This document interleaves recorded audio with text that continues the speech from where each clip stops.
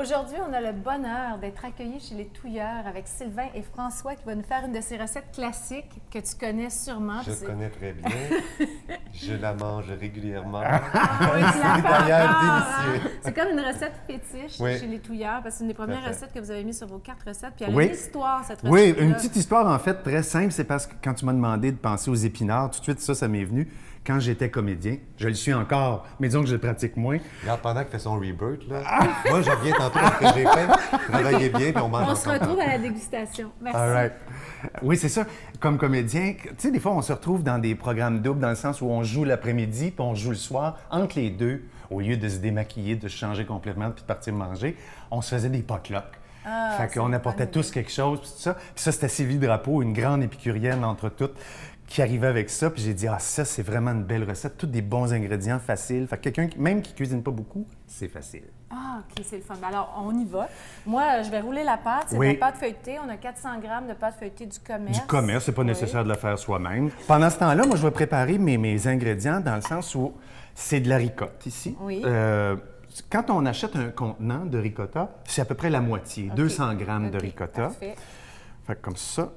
Ensuite de ça, il y a, je dirais, l'équivalent d'à peu près 6 bonnes grosses cuillères à table de parmesan râpé.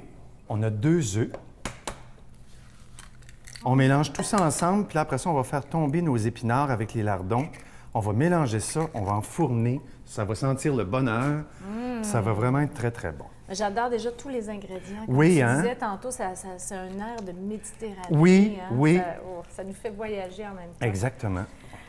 Moi, ma pâte est prête. Alors, je vais la mettre dans un moule à ressort, un oui. moule à charnière, oui. qu'on appelle. 8-9 pouces. Il ne faut pas s'énerver avec la grandeur. Non, non, non, non, non. Ça va. Et comme la pâte feuilletée est très... il y a beaucoup de beurre dans la pâte feuilletée, donc pas besoin de huiler notre plat. Ça, c'est génial. Hein? C'est encore moins... Puis c'est bien de la mettre, de le faire en premier comme ça pour la mettre au réfrigérateur parce que le résultat va être meilleur si la pâte feuilletée a repassé, étant donné qu'il y a beaucoup de beurre là-dedans. On veut que le beurre refige un peu pour maximiser le feuilletage.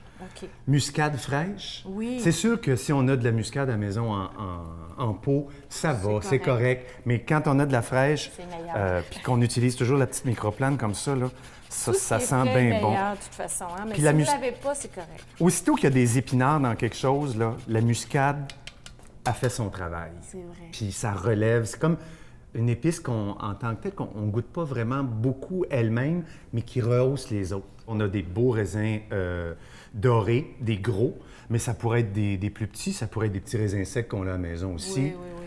OK. Comme ça, fait que ça va donner un petit côté sucré à notre affaire, parce qu'ils vont gonfler aussi en cuisant, puis ça va être sucré. Des pignons que j'ai fait griller, des pignons qu'on appelle aussi des noix de pain. Ça va donner un petit croustillant, puis le petit côté méditerranéen aussi, qu'on aime beaucoup. J'aime tellement les pignons. Avant que tu mélanges ici, je voulais juste te demander pour la pâte, qu'est-ce que je fais avec... Est-ce que je la on va prendre nos ciseaux, on coupe le surplus. Oui. Puis quand on va mettre notre appareil, on va juste la refermer dessus, puis ça va faire un bel effet. Veux-tu que je te mette ça au frigo? J'y vais, je te laisse terminer. Prochaine étape, on fait rissoler nos lardons. Là, tu as acheté vraiment du beau bacon de chez notre ami Vito, qu'on aime tant, notre boucher. En fait, on pourrait prendre aussi, tu sais, du lard salé.